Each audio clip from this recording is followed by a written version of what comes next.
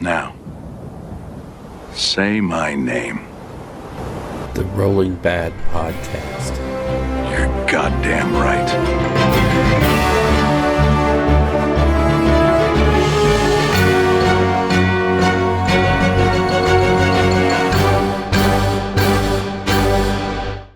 Coming to you almost live from a devastated Wildwood in Rio Rancho, New Mexico, it's the Rolling Bad Podcast, episode number 131. Yoicks! It is July 10th, and I'm your host, Bill. Hey, did that squirrel just... Oh, man. Castello, and with me today... All the way from the Underwarren, it's Joshua. Sorry, Bill, that wasn't a squirrel. Alt. Ew! Freaking rats. I mean, the rats like to get in where they can get in. I guess. And they cause all kinds of crap, don't they? You and your gnaw holes. Anyway, it's kind of incumbent upon us to talk a little bit about the new General's Handbook, Pitched Battles 2022-2023, Season 1. Whatever that means. Yeah. Because there's going to be a Season 2, I would imagine. But anyway, there are some, when you say massive changes, I think you're selling the book short. Yeah. You know? Basically fundamentally changes the way we play AOS. And then we're going to obviously hit the path to glory for Sylvaneth and Skaven. I have purposely not looked at the Skaven because I want to be surprised. And the Sylvaneth, I think, is super thematic and cool. Really jazzed. Yeah, when we get into the Skaven stuff, we'll talk about how I feel it's very much like the I Know Deepkin in terms of how they structured it. But I'm going to caveat that with the Skaven book itself, even in the, match play rules, is already super fluffy. So yeah, there's already so much baked into it that just screams story. But we'll get there when we get there. Yeah, and as we always say that, we're not going to break down the book. We're not going to go the model by model thing. That's not our shtick. You want that, go to Face Hammer, go to Vince Venturella, where they tear apart the books, go to GMG. Guerrilla Miniature Games. They break down the books. In terms of match play, we'll assume that you either know match play or you don't care. Like we don't kind of almost care. Okay, so one other thing. I know last show, well, we didn't record last week. We're again on a 3-week period here because it was July 4th. And I was driving back from Cheyenne about the time that we were going to record. So, but I do want to mention again, Shore Wars. If you want more dates, go into our Discord in the event section. All the details for Shore Wars are there. But if you want to register for Shore Wars, it is in Eventbrite, not Best Coast or anything. It's on Eventbrite. It's a 3-day event having multiple tournaments. Of course, the AOS thing is our big deal. It's going to be in Mentor, Ohio from December 2nd to the 4th, which is a Friday through Sunday. And it is a 2-day match tournament for AOS. So it's $60 to get in there, but that's your ticket for the whole convention. That's access. That's the game. That's everything. It's a 2,000-point army, and they are using the new General's Handbook, the one we're going to talk about a little bit today. Yep. And there is a 3-color minimum painting restriction. So 30 tickets out there. So go out there and grab them if you are in that Mentor, Ohio area. And go join and have some fun and play with new friends. Yeah, go make friends. Yeah, it's fun.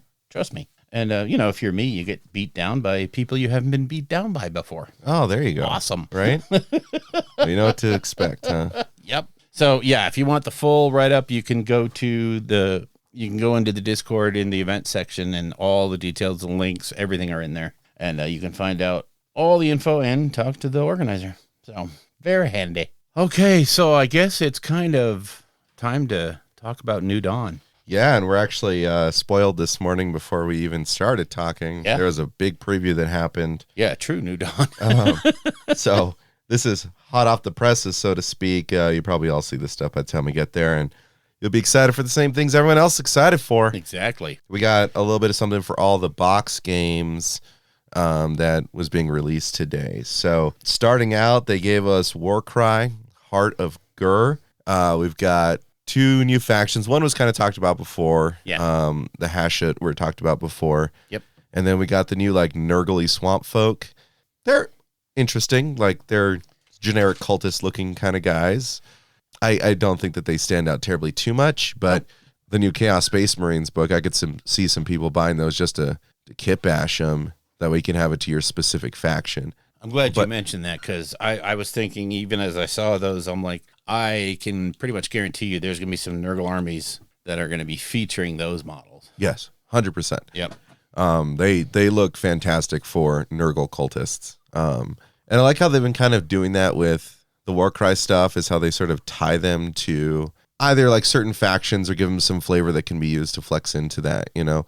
So that's really cool. But I think the standout, at least for me, in the Warcry box was the terrain. Oh my God. That terrain is amazing. Bonkers.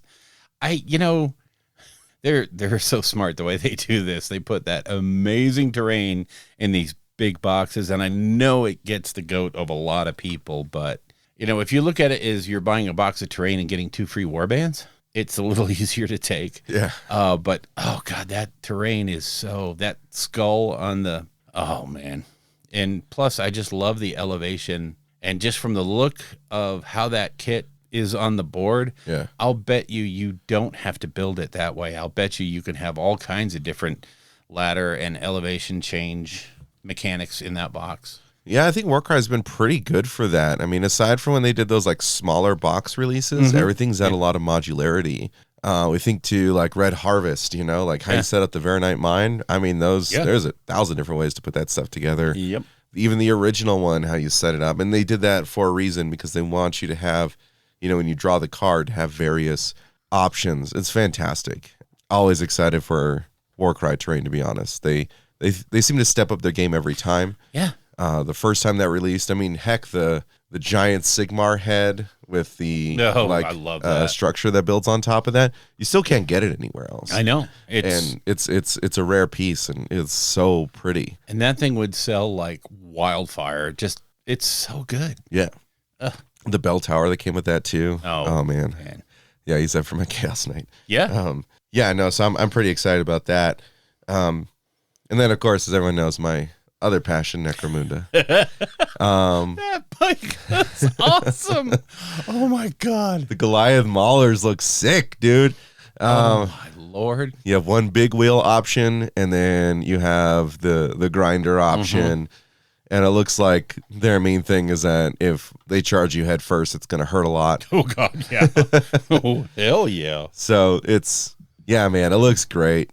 It just makes me really happy that they're putting a lot of effort into what they think each individual gang's vehicles will be like. So by the time that we have something for everyone, they're all going to be unique and distinct, Yeah, not repurposed jet bikes, everywhere. So, yeah, the chat was blowing up about that thing, and the one guy came out there and go, what's the carbon footprint on that? Is it environmentally friendly? And, of course, that set Adam Troke off in the video. That was just funny as hell, I thought. Me. Yeah, I mean, oh boy. Yeah, I think that's going to be really fun for Necromunda, and sort of, gives us an idea how much effort they're going to be putting into the Ashen Waste and the vehicle combat. So I'm excited about that. And, those couple things were pretty nice until, the Doggos took it by storm. Holy crap, they blew it up. Hexbane's Hunters. So, oh my God. That's for Underworlds. But everyone saw, and they're like, it's not just Underworlds. It's 40K. It's AOS. Everywhere. It's everything you'd probably want it to be. Hexbane's Hunters is a 5 model warband. Yeah. You get 2 Doggos that look like hunting hounds, right? Yeah. Rottweilers. Yep. And then you get a dude with an axe, and with the girl has a crossbow. Yeah. And then you get Hexbane himself, who's, what we were talking about before the show, is Judge Dredd of AOS. This guy is crazy. Even his card's ridiculous. Oh my God. It's just the idea that, as his guys start to fall and he accelerates that, he gets stronger. I wonder how they're going to translate that into AOS rules, but that model is bonkers. That model is every Inquisitor, Sisters of Battle player dream. Yeah, I mean, it's so good. And honestly, just from the quick look I got at it, it looks like you can seriously modify that model without too much difficulty. Yeah, I think even so though too. It's Warcry. Well, I mean, what they're showing here now, I mean, we've got Yeltsin Darik from the Curse City. Yep. And then we got father and daughter, you know, the hunters there. Yep. Now we've got him. And we're going to probably, I mean, I'm hoping, knock on wood. Mm-hmm. I just knocked on wood. We're going to have an entire army for Cities of Sigmar that looks like a bunch of bad witch and demon and spell hunters. Yes. Like, I am so stoked. It really looks like we're going down that road, especially, you know, if you kind of look at the overall theme of what they're doing, Warcry getting away from the Varanspire, you know, and going into Gore gives you a lot more options and a lot more freedom to do things. Necromunda basically having a whole second play area, a whole second biome to work with in the outside. And, you know, now the different Warcry bands, they're really starting to push outside those boundaries that they had set before. And I think that's great because now you have so many options for new life in things. That's awesome. Yeah, definitely. I mean, if you're a Bloodborne fan, I mean, you're really going to be getting a lot from all of these models put together. Like, I have the Bloodborne board game, right? Yeah. And like, I would kill to have sculpts like this for that. I mean, maybe I'll just start replacing them, but sure. Yeah, that army's gonna be sick. Yep. That army's gonna be sick, particularly with the new GHB stuff we'll talk about in a bit. Exactly. Next up, we have the Blood Bowl Amazon team. The long-awaited. Yes. And my, oh my, how they are not over-sexualized this time. I think it looks like a cool team. I think the thing about, you know, the ritual sacrifices is kind of interesting. Ritual sacrifices at halftime are always a big part of the show. I mean, when in the Amazon, right? Yeah, no, this is great. I mean, Amazon's next to Tomb Kings, right, are one of the few that haven't actually had a full glow up, you know, into plastic, and people kind of working off like legacy rules and stuff. But they're definitely bringing them out, and I'm excited for that. I like when they transfer this stuff over. It's real pretty though. Oh yeah, I can see a Warcry warband coming out of those models. Oh for yeah, sure. Oh or yeah, at least splash into a bunch of different. And who knows? You know, I mean, it's the Blood Bowl models. I think they try pretty hard to not make them football specific. Agreed. So they're doing real well with that. Up next, hey, Kill Team. What? Okay, so this was sort of a cliffhanger, if you will, because they came out, okay, here comes a new box. You're going to get Kroot. Isn't that wonderful? Oh, and by the way, all that stuff that you see in these pictures that we haven't told you about, stay tuned. Yeah. I'm like, you jerks. Well, how can you do that? We know that you're referring to Space Hulk. Everything is pointing to that. But you did this preview without telling us what that's all about, you jerks.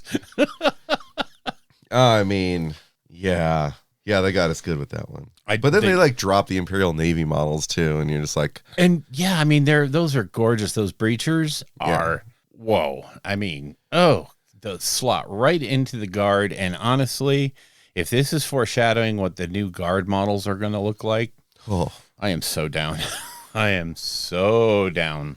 I mean, we've already seen what the Sentinel, we saw the Khazarkin, and we saw Creed's daughter. Yeah.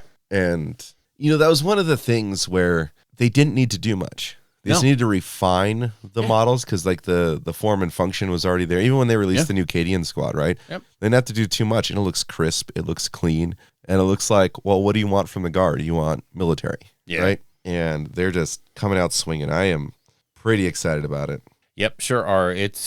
I love to see it when the box games get the support because, I mean, they may be niche within niche, but realistically, we all are. And, I mean, it's just fun. I think a lot of people got hit today with something they wanted. Yeah. And if you didn't, well, you know, I mean, wait a few months. The way they're releasing stuff, they will hit you. They will hit you with stuff. Yeah. I mean, this was a really good, like, release to come out since, you know, there have been so many bigger game things to have been released. I mean, I know Horus Heresy is technically like under the box games. It's its own thing, really. And that release has been massive. Just straight massive. They've elevated it to a straight product line now. Yeah. It's no longer box games. Yeah, so I mean with the the huge release for Horus Heresy and all that. Then we got the Chaos Space Marines just dropped. Yep. Then they, well, I mean, I guess one of the things we'll be talking about soon. Yeah.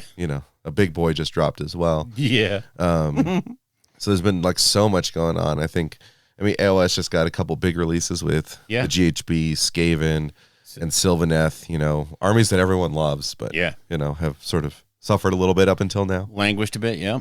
So I'm glad that we got these smaller box games. Again, always happy to see Warcry still supported. Oh, yeah. In product releases, not just on the one website you have to actually go find. Yeah. If you're Bill. It's yeah, great. and to see Kill Team getting refreshed all the time, and I know it's box sets and they're expensive, but the way they're following up the box releases with the broken out releases these days, much quicker than it used to be. Just give it a little time if you don't want the big box. I'm sure everything will be available here shortly. Well, I got to say they need to release those Legionaries like 3 weeks ago. Oh, so. yeah. Come on, people. Hello. Yeah. Oh. And so, what's been the 2-week pre-order? The big release for the new contrast paints, the new shades, and the new rattle can. Yeah.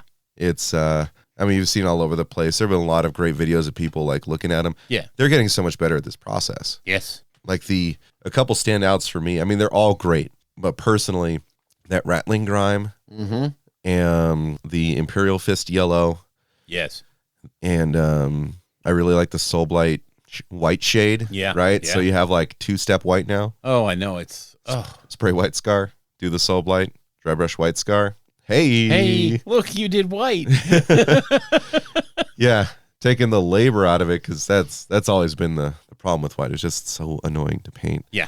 And we got a chance to actually like look at it because Anders was able to feature it for a couple of weeks. Yeah. We looked at the white scar spray, and like with Korax white and stuff, the pigments are always so thick, right? Good God. But they really refined it down. It's still white, so it's still a heavier pigment, but it's smooth. Oh, it's like butter when it's on a model. It's so nice. And just the idea that it goes on now like Chaos Black means it's actually a player again. Oh, so nice. Yeah, it's fantastic. I think there's going to be a lot of fun stuff with these. I'd even recommend go watching Vince's video on it. Yeah. Where he's just straight up experimenting, and like they're so good. Yeah. They just really they're refining that whole process. It's awesome to see, and to fill out the range a little bit is really, really nice, and to give you some intermediary colors between some of the different contrasts is really nice. Oh, but I've seen good and bad about the shades, but I think it's one of those deals that it's change, and change is bad. Yeah. Sometimes people are like, no, don't take away my Null Oil gloss. Well, we're taking it away. Yeah, it's gone now, and I did use it for some things, but there's always ways to adjust. And I kind of like how we saw like pictures of the shades and stuff. I didn't actually experiment with the shades aside from the Soulblight, but it's different. It's definitely different. Like the blue, the Drakenhof isn't as blue as it was before. Which is nice, because that was way too saturated, that shade. Yeah, and it felt like it wasn't as consistent in terms of the saturation. Yeah. But the new stuff looks like it's very consistent. So if you need to shade your Grey Knights twice, you have to shade them twice. But I think it's gonna be fantastic. It is. And the white scar spray, I can't wait. Oh, can't wait. Yeah, that's a mind bending. Oh, I love it. And then, this week the big boy himself. We all knew World Eaters were coming, and everyone said, well, there has to be Angron, and well, there's Angron. There he is. There he is. Bill has thoughts on him. I think that he I think he looks simply amazing. He matches up to some of the old art that they featured. He also looks very similar to how he does on the cover of Saturnine. He looks like what I imagined Angron would look like when he's finally in his full Demon Primarch form, which is a more slightly humanoid bloodthirster. Yeah. And he's still, of course, got the tendrils coming out of his head. I'm really interested in his big ass sword, pardon my language. It looks so cool, and the way they painted it. 2 melee weapons, so I just he is going to be a beast in combat. He better be a beast, otherwise they're missing the mark. Yeah, like he should be the single best melee threat in all of 40K. Yeah, without a doubt, he should be the Horus of 40K. Oh, yeah. Without a doubt. I just, the first time I saw that model, I literally glanced at it and went, oh my God, that's a Care Bear with spikes. And I don't know why it hit me. I think it's because I didn't see how the face really worked right off the bat. Yeah. But I just was like, okay, it's a Care Bear. It's a spiky Care Bear. But yeah, I mean, that sculpt is amazing. And, you can kind of harken back to the Be'lakor and see how they really are ramping up that organic sculpting. Yep. And how the computer tools are allowing them to do so much more now. And I think Angron is he's an evolution of that. He's kind of what you think Angron should look like. Yeah. Yeah. I mean, even his wings have biceps. This dude is so jacked, right? And one of the pieces that I actually really focused on when I was looking at the model was the shoulder piece. That is like the demonic version of the World Eater logo. Yeah. It looks so good. And the sword. That sword where the way they painted it looks like it's almost got like souls, you know, like down near the hilt. I'm like, oh, like this guy better like beat face. Like if he doesn't like auto delete whatever he charges. I mean, yeah, literally, if he hits on a 3-up or something, I'm going to be like, excuse me? Yeah. What? No. How about 2-up re-rolling once? Yeah. Thank you. Okay. Or change any result of a 1 to a 2. He's got to be that low. He's going to be a Primarch, so he's not going to be, oh, here he is, 260 points. No. He's going to be a bulk of your army, but he damn well better make his points back. Well, that's the thing with him is that, for Mortarion and Magnus, they had to build in the design space of the Psyker aspect. Yeah. Angron ain't no Psyker, so he's all going to be data sheet abilities and just beef. You know? Just with those wings and with his melee, his finesse, he's got to be one of those that's going to have like probably a optional 18-inch move. He just jumps into the air, flies to whatever it is he needs to delete. Yeah. Lands on your Land Raider, pulls it apart, kills everything inside, and then goes, next. Yeah. I would love for him to have abilities like, if he's shot at in the shooting phase, he's within 18 inches, he does a 3d6 charge. Yeah. Right? That would be like, yeah, that's how Angron should be. I shot you all and he murdered them. Yep. Yeah, he just murdered them, and that's what he did, and he's moving on to the next. Oh, God. Exactly. You pointed a gun at me, your mistake. 6-inch pile-in, 6-inch consolidate, 6-inch heroic action. Or make it 8 inches. Let's just go all out. Sure. Right? He doesn't have psychic abilities. Yeah. So just make him that scary. And that's it. You can double down on everything else he does. So, I cannot wait to see his rolls. So.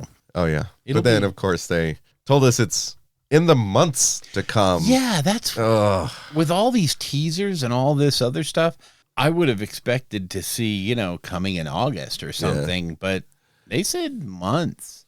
I think they might be hedging their bets because of the worldwide shipping and all that stuff. They may just be hedging their bets, but I'm just saying if they don't release the Khorne army in the 8th month of the year, they are missing out. Oh my God. I mean, just think about it.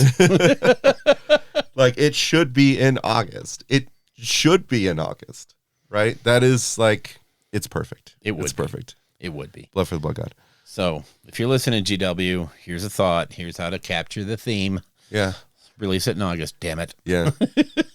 Hell, open stores up on a Monday, release it on a Monday. Yeah. Because that's the 8th. Oh, 8/8. Oh, man. Yeah. All right, there's one last thing I want to hit before we leave New Dawn, and it's really not New Dawn. It's just sort of an overall thought. But there's rumors going around the internet, and people are starting to make videos about it. But it's looking like GW is firing or eliminating the external playtester program. Mm-hmm. Mostly because they're tracking back the leaks and the just stupid amount of leaks. They're tracing that back to the playtest program. And so I guess it looks like, Auspex Tactics did a video on it. There's been some other videos. A lot of the playtesters aren't talking because they're under the NDA. So, and I'm sure they've been told not to discuss it until GW makes a formal statement or decides not to. But I think it's kind of a sad thing that probably what amounts to a few bad apples are ruining it for all those guys that were getting those early releases and getting to have input in what hits the table eventually. And that's kind of sad that people would take something that they were given for free, something that they were told, here's the deal, you can have all this great stuff, just don't publish it. We'll take care of all that part. And they felt like, well, no, I want to be the coolest kid on the block, here's this stuff. And that's just sad that everybody is getting caught up in it. But again, how can they narrow it down to who was doing it? Yeah, it's a tough one. Unless you make all of your playtesters submit pictures of their hands. Yeah. Because for some reason, playtesters or whoever is leaking this stuff like to put their hands in the photos. Yeah. In the photos. I will have to say, though, and tell me if I'm wrong, but I felt like an overwhelming majority of the leaks are 40K related. Yes. There have been some stuff for AOS, but I really haven't seen as much as you see, because like almost every single codex from 40K, it feels like there's a leak on it. Yeah. It feels like it comes out and it hits the market, or, it hits that niche area about a month before the book hits. Yeah. And that's got to be driving them absolutely nuts, because it's really hard to drive the hype train when people are already talking about what should be hyped. Yeah. And so, I hate that they have to be heavy-handed like that, but I completely understand it. You can't, they offered up something, they tried to be cool, and they got slapped for it. And that just sucks. Because I'm sure the majority of the playtesters are not. I mean, I know Reese Robbins is a playtester, and you can't pry information out of him. No. He is just like, oh, hell no.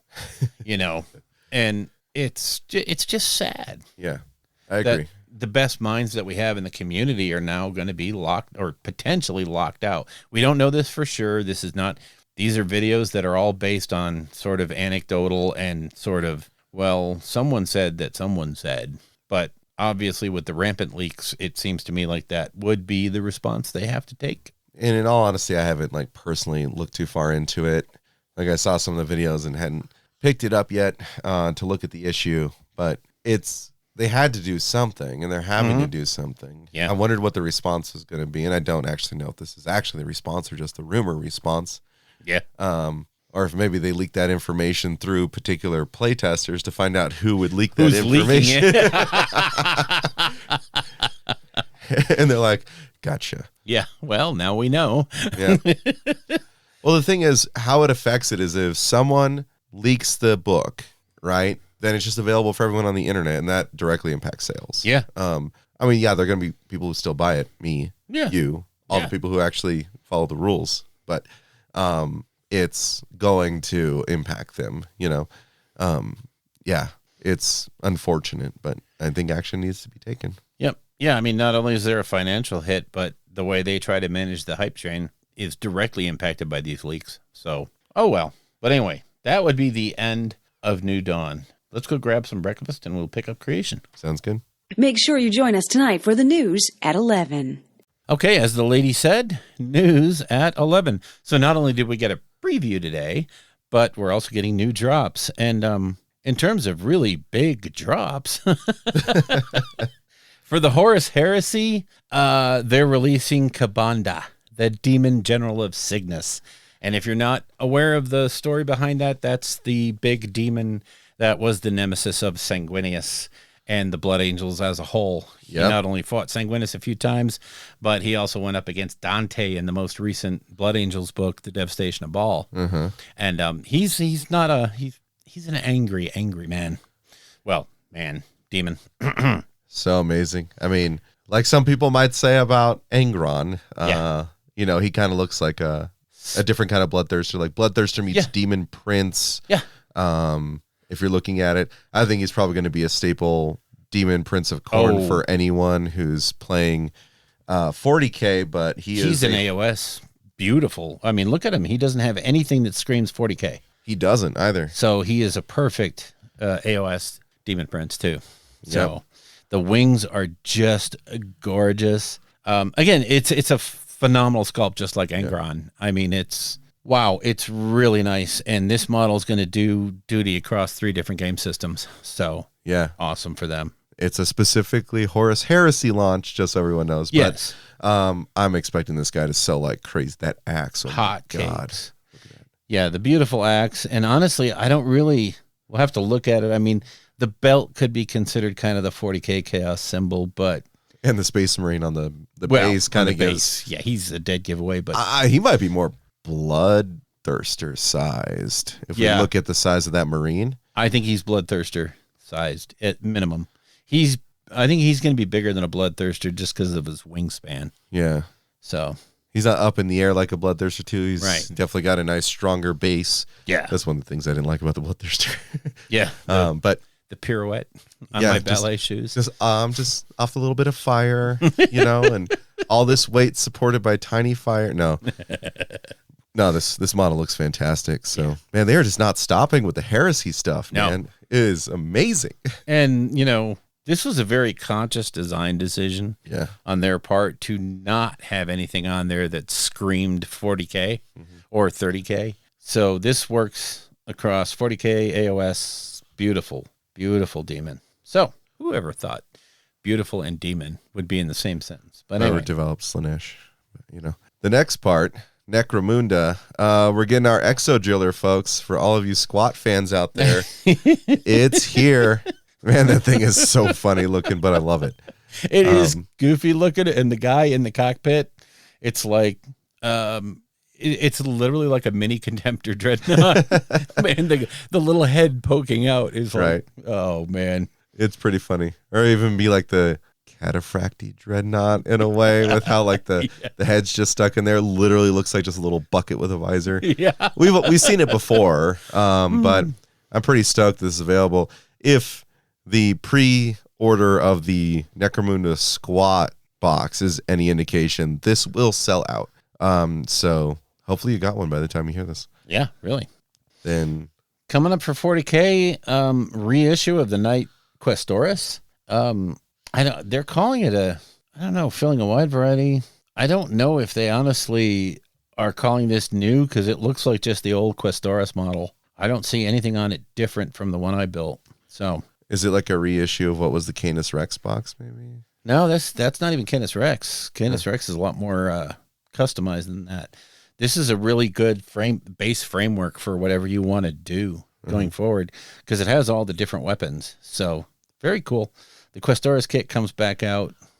You can use it to build any of the 6 Imperial Knight variants, plus the legendary Canis Rex. So it probably is the Canis Rex box. Yeah, it's just a reissue of the box. Yep. Kill Team. Oh, we were just talking about it. Yes.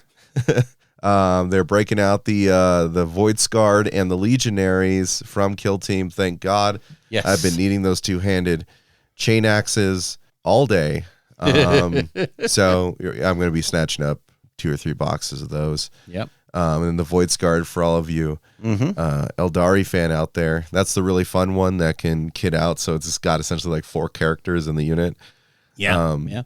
Yeah, I mean, this is great. I mean, I wish it was a couple weeks earlier when the Chaos Space Marines Codex came out, but it's still looking great. I'm excited for this. Yep, I'm glad they broke those out so soon after the box. Very nice. And the Kill Team Knockwind box, of course, or box book coming out with that as well. Yep.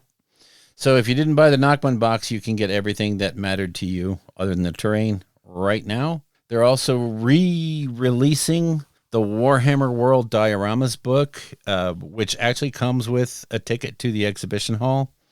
I have that. I have the book. I used the ticket, but the Dioramas book it's phenomenal. Yeah. And just to show you the scope of what the dioramas look like at Warhammer World, if you haven't been there, it's hard to say, okay, yeah, they have this, they have a really cool thing for the Siege of Terra.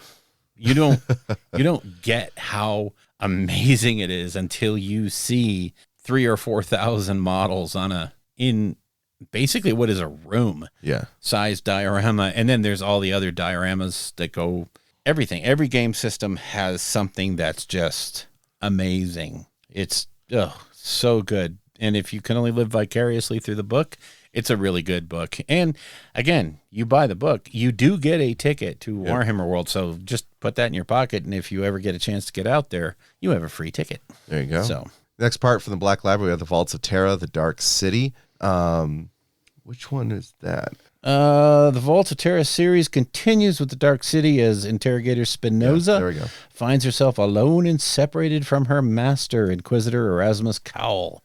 As enemies circle, threats flow from the Great Rift, Spinoza must decide whether to protect what little her order has left or set out in search of Cowell and the dark conspiracy that may have consumed him. So, another Spinoza book. These books that are kind of akin to the detective novels and stuff they've been releasing are super good. So I'm excited to see this one here. It is going to be on audiobook and ebook as well. Yep. I prefer the audiobook format with a good reader. Yep. Particularly since I drive 2 hours a day for work. Then after that, we got the Vulture Lord, which is a Zothar Athrobis. Did I pronounce that correct? Yeah, Athrobis. Novel. This is going to be Age of Sigmar. Again, it's going to be released in physical, ebook, and audiobook formats. So we got, one book each for AOS and 40K. We're also getting ourselves another, yes, that's right, another Sisters of Battle novel, which I'm going to buy.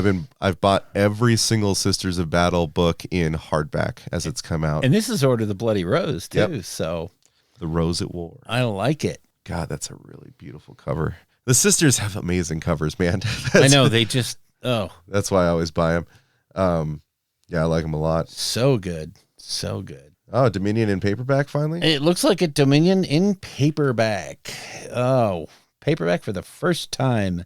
So if you haven't read the Darius Hanks books, the Dominion book, it's actually not bad. Yeah. I was sort of, okay, cool. Yeah, I would say it's very, very not bad. There you go. Yeah, I'm not going to say it's, Aaron Dembski Bowden, oh my God, you must buy this, but it's for a book that was written for the purpose of a box release, it's actually pretty good. Oh, and as we talked about before, it parlays directly into the Season of War Thondia stuff that came out. So it's important in terms of kind of where the storyline's at and certain moving effects. things forward. It's cool. But having mentioned it, if you haven't read anything by Aaron Dembski Bowden, you need to go read anything by him that he's done, and you will be astonished. He's so good. The Black Legion series, what? How good he is. Yes. The Twice Dead King, the Ruin book is out in paperback next week. There we go. Also, Thunderstrike and Other Stories. So the Warhammer anthology, it looks like it's coming out in an Audible book. So audiobook release of Thunderstrike and Other Stories, which is really good. I love listening to those on my way to work. And of course, Lupercal's War, that short story thing that came out with the drop of 30K, Horus Heresy, New Era. That is also going to audiobook. So I'm dying for that because I've started reading that book at night. But long story short, we just got our new bed in Friday. I have been having some miserably sleepless nights because my side of the bed was so broken. So now lately when I get in bed, I just fall asleep. But I will be reading the book or listening to the book. So, and then we got the Volpone Glory in German being released. So I don't know. Yeah. And then Day of Ascension as well. In German. Yeah. And Twice Dead King also goes to French, and Vincula Insurgency, the Gaunt's Ghost Dossier #1 goes out in French as well. So a lot of different translations coming. Oh, next episode of Interrogator this week. Oh, it looks like it's episode 6. Oh, he's such a cute, handsome fella. Isn't he? Ain't he though? And then we get the masterclass on Plasma Glow. Yeah. Plasma Glow is a fun one. I'd like to really see how to amp up the game on it. So I'm excited for that one. There it's in Masterclass. Renegade Chapters is going to be Wade Price waxing poetic about the Renegade Chapters in Lore Masters. So I'm sure he may have one or two things to say about Renegade Chapters. So yeah, it looks like a pretty good week. Yeah, I mean, considering everybody got a little something. A little bit of something for everyone. We got big announcements today. So yeah, this feels like it's, if I'm going to be honest, I mean, aside from Kabanda, a little bit of like a stalling week. Yeah, right? It's a catch-up week. I would say, though, the drop of Kabanda, They're not specifically saying it works in AOS and all that stuff, but yeah, the intent is pretty much there. So it could kind of be an AOS drop. If only it was a sign of world eaters to come. Oh, stop. They're not coming. Yeah. And you're not getting 2 wounds. I'm kidding. Berserkers already have 2 wounds, thank you. White Dwarf fixed that. Oh, gotta love it. Stormcaster, cool. Real quickly, I want to give a shout out to Ulf in the Discord. They got the big Rantathon coming up. I think it's Rantathon 3. And it's a charity for mental health in the community. It's called Take This. And Ulf dedicated his time to painting up 3,000 points of Stormcast Eternals for the donations and the giveaways. So big shout out to Ulf here, who's doing a lot of good work for the community. And Take This as a great nonprofit that needs to be looked at. And this Rantathon is really going to be helpful for that. Again, it's Rantathon 3. Take a look at it online. It's coming up, I believe, on the 30th. So get ready. It's going to be a great little cause for charity. And I'm sure there's going to be a lot of people on there. And Ulf himself will be featuring that army. So look to see how you yourself can get a chance to get some of Ulf's amazing models. Stormcaster, cool. All right, we are blueberry pancaked out, and it's time for some creation. And I wanted to hit a couple of things because I didn't actually get to building a lot. I just did. This last 3 weeks has been so weird in terms of things that had to get done. As summer pops and we were getting deliveries like every other day. We got the new bed. They had to come out and fix the chairs. Anyway, it's ridiculous. But for me, the latest Imperium box came out, and it was the first one that came out with one of the premium things. Yeah. So the premium thing, which I was not expecting, was a box of Chaos Marines. And I'm like, oh my God, that is so cool. So yeah, they're expanding a little bit into departing the Necrons versus Space Marines into the, hey, here's a unit of Chaos Marines to spice things up. As they do. So yeah, I'm still aghast at what a great value the Imperium boxes are. Yeah. I mean, in the course of that one box, I got 3 of the container sprues. So I was able to build 3 containers, and I don't know how many boxes. I think it's like 4 boxes per, so 12 more boxes, 12 more barrels. And those are just great for scatter terrain, for kill team, you name it. So just such great. Oh, I love that Imperium set. I'm not painting the Sylvaneth yet. Still sitting there, still with primer on there, because next week is when we get the new paints, and there's a couple there I want to use. So there you go. Yeah. There you go. We're almost there. It is. It's so close and yet so far. I was one of those people that Anders was laughing at, going, I don't know, what are you looking for? Because they're not here. It's a 2-week pre-order, and I'm like, that's not fair. Nobody told me. And he's like, yeah, reading is fundamental, pal. Okay. So, of course, been building on Horus Heresy. Right. Have the Spartan done. And the magnets are drying right now for the arms. So, yay. Hopefully I'll be able to pick him up later on this evening and finish him off. There you go. And then it's time to build a lot of Marines. Oh, my God. So, but I did want to say the Redgrass Games Kickstarter version 2 of the studio palette came in. And at the same time, someone who shall remain nameless sent me one of the Game Envy wet palettes, which are super cool if you have any kind of need mobility for your palette. That one's a great one because you can store all kinds of crap in it, and then when you take it apart, the whole thing will sort of flip into a iPad or iPhone holder, so you can watch videos while you're painting. So, I mean, for hotel stuff, that's amazing. I like that. Yeah. So realistically, I have to say the Game Envy palette is awesome and fantastic. The Redgrass Games new palette is freaking amazing. I didn't think they could improve what they had that much, but they did.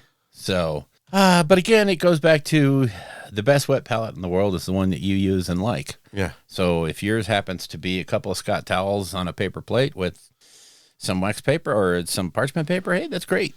So I will say the Redgrass Games new paper is 100 times better than their old one. 100 times. And it's reusable. You can wash it off and use it again. Yeah.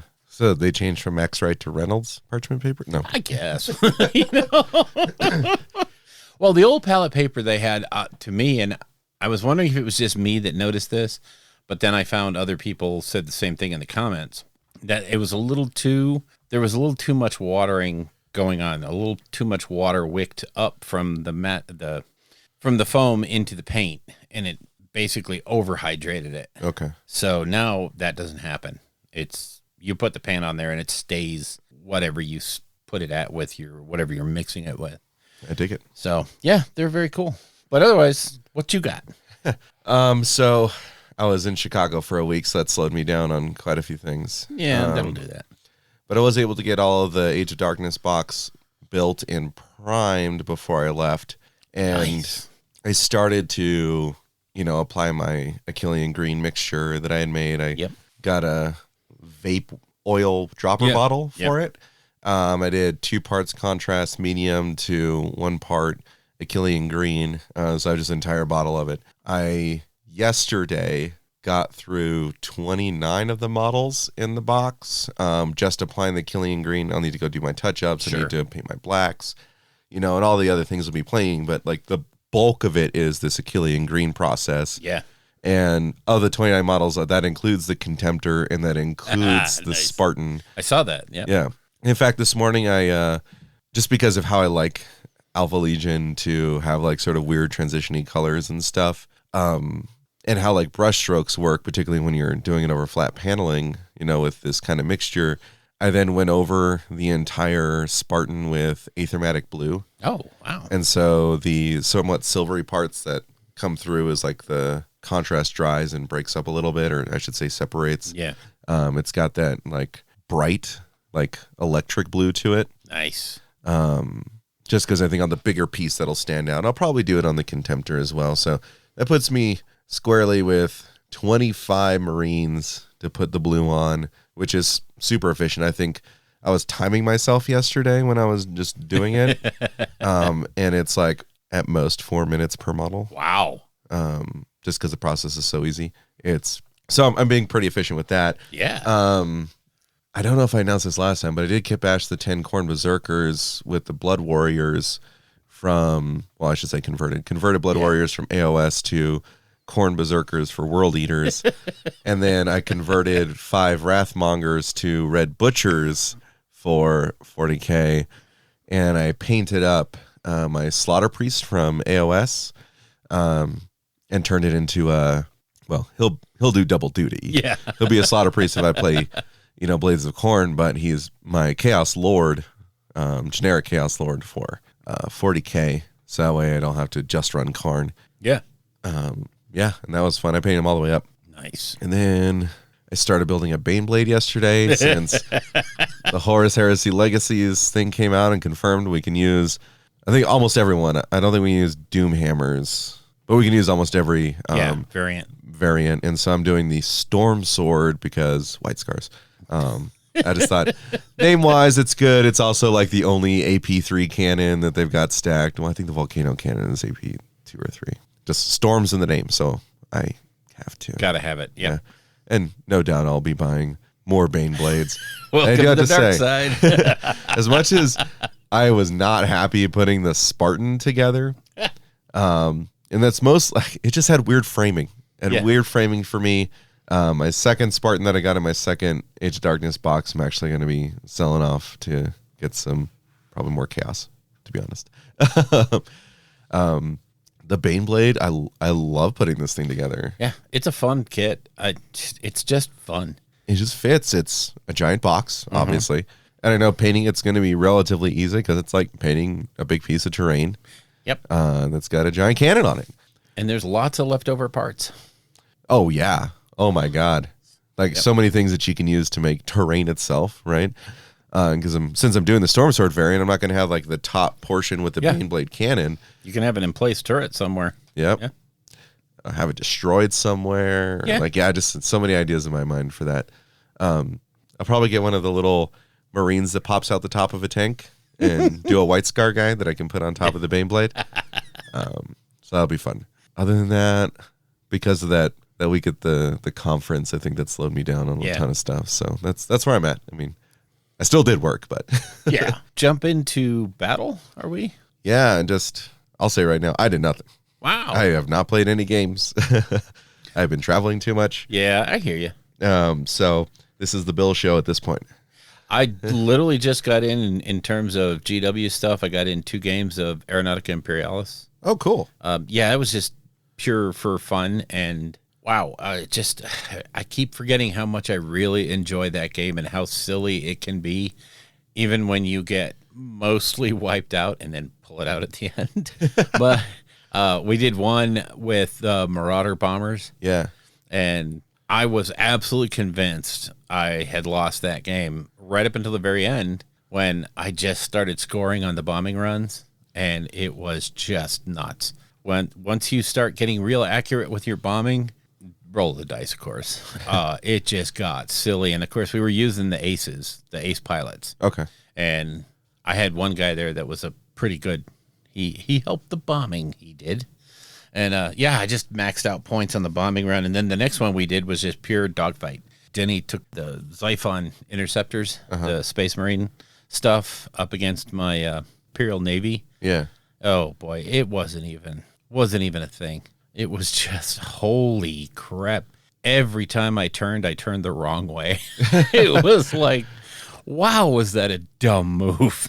He's like, yeah, that was really kind of, are you sitting on the right side of the board? Are you thinking about things from that perspective? I'm like, evidently not, because I turned right so that I had my the back of my airplane facing the front of your airplane, and boy, do those rolls hurt. Yeah. So Generally speaking, that's not the position you want in a dogfight. yep. No, the only thing that saved me in that game, I ended up winning it just because they're so much more expensive. Yeah. He could kill 3 of mine. If I killed 1 of his, we were kind of even. Oh wow. So yeah. But, it was just a fun game just to refresh our memory on how AI worked. So Do you have a favorite faction within AI? they all are so different. Yeah. The orcs are they so capture the orc flavor of just fly at stuff and shoot. Yeah.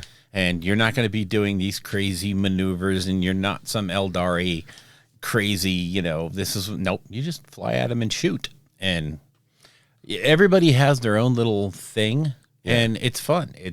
They capture the kind of faction feel really, really well. I like the way the Tau do their stuff. If they have they don't hit well, but by God, if they hit you, you're going down. Oh wow. Those weapons are just going to take out planes. So yeah, everybody has their little thing. I prefer the Imperial Navy stuff just because I read that book. And I really like that unit, and I painted them up for the unit. So, that's just me. Cool. Got a couple of games of Crisis Protocol in. We have our Tuesday night league going, and I've been on a roll. So I've been winning games. So that's weird. Yeah. In the finale of the 3-box challenge league, I played against Anders with his Dormammu setup, and I was able to beat him with Nick Fury and Shield. So, yes. Well, it was one of those deals where I could grab the objectives faster and stronger, and I could move him off objectives. So, Dormammu could delete things, but he had one big attack with Dormammu that actually just whiffed. And that was killer for him because he needed to take out Nick Fury, and he didn't. He just pretty much whiffed. And then I did the orbital bombardment onto Dormammu and dazed him, so he was out of my hair for a turn, and I was able to score max points that turn. So that actually sounds super cinematic too. Oh, it was. It was. Keep him busy. We'll go grab this stuff. Right. How do I keep that thing busy? I don't know. You're Nick Fury. Do it. All right. Goes for the ultimate attack. Nick Fury dodges. What? It was crazy. Then he calls in the strike. Yeah. Yeah. That's sick. Yeah, it was sad, but it was funny. It was good. And then last week we played the organized play event, the Hela. Yeah. That was a lot of fun. I played Hela against Anders and Alma, and each of them had 15-point teams. I had Hela. That's it. Of course, she's a little beefed up from the normal stack. I mean, yeah. Yeah. So, but yeah, I was able to win that. although we're pretty sure we played it wrong. We're pretty sure that in that game, Hela can take over as soon if she dazes somebody, she can get rid of one of her generic minions and take over your character. Oh, And the question was, can they use powers and gain power and, use their special abilities or not? And we were playing hard mode. So in the book, it said, yes, they can. They can gain power and do all this other stuff. But then I looked later, and in the deployment, it said I was supposed to have the card that made it to where they couldn't. So we think probably they shouldn't have been able to, because I had to use like Venom, Anders' Venom, to kill Alma's rogue, because she had 2 portals on her, and I was like, oh, I got to kill you or I'm out. yeah. So it was kind of a fun game. It was it's a really neat kit. That's cool. Yep. But that was my gaming over the last 3 weeks, unfortunately. Oh, it still sounds like they're pretty fun. Particularly with your Agents of S.H.I.E.L.D. versus Dormammu. Man, I love that team. Love that Shield team. It's just so flexible. You can just do so much. Who was on your team? I had Hawkeye, Black Widow, Agent of S.H.I.E.L.D., Winter Soldier, and I believe, did I take Doc Ock? I think I took Dr. Octopus, and of course Nick Fury and his grunts. Yeah. And the grunts, of course, were, the best part about the grunts is they're not enough of a threat to warrant somebody taking an action to shoot at them, but they're also taking objectives. Yeah. They're scoring points. So it's hard, and he really didn't have things available to just be punk and grunts. Yeah. So, no, I had Vision, not Doc Ock. I used Vision. And Vision's beam was huge in that game. I have to say, I mean, when you have a deep bench instead of a wide one, Yeah. that's some of the things you run into, Like, do you have enough to take everyone out in a game where, like, you daze people and they're still around? Yeah. So it's like you have to double tap them, but you only have so many turns. Yep. And then you have this little thing running around capping objectives. Yeah. Yeah. It's And- the gamble. Yeah, and then the nice part about Nick Fury's grunts is when he gets in over his head, he can just teleport to the grunts. And get out of dodge. So, yeah, it was a fun game. It's good stuff. All right, let's move on to the meat. Yeah. All right, the new General's Handbook 2022-2023 Season 1. I think it's junk. I think it's trash. No. Yeah, I mean, let's just go back to monsters winning everything. Can we do that? No. Let's just rewind to, the first General's Handbook in the season with all the monsters just ruining our lives. No, this is crazy. I mean, hey, let's give these battle lines a glow up. Oh, boy. And just change the meta. They flipped the meta up and Yeah. over and down.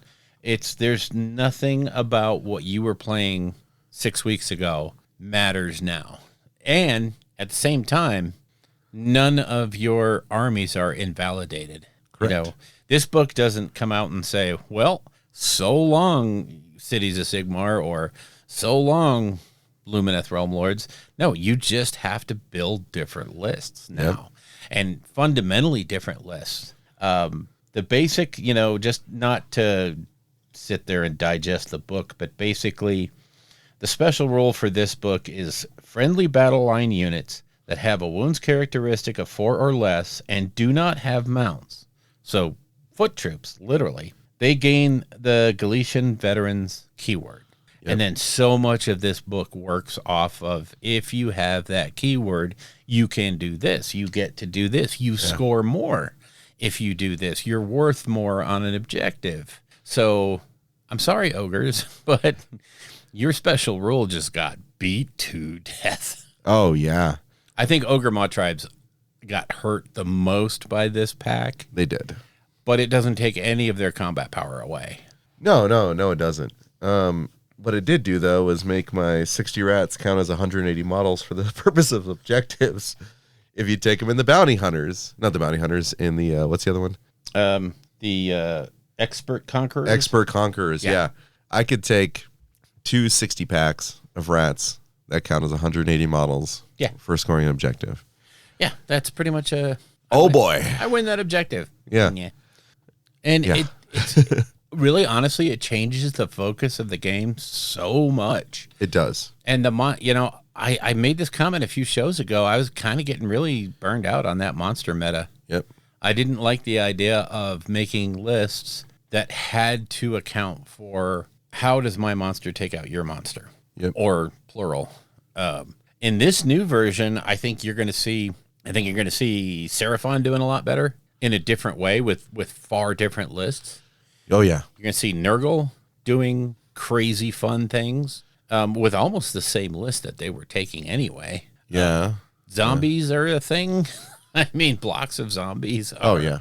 Whoa. Yeah, you just, with the changes in the White Dwarf and this pack, Flesh Eater Courts, I think, are going to see a bit more play. At least a bit. Yeah, it'll be the ghoul list that'll be running around. Yeah. I still think the major issue is always reinforcement points. It's my major qualm with Skaven stuff, But just the sheer amount of models that you can, put into units for some of the horde lists are outstanding.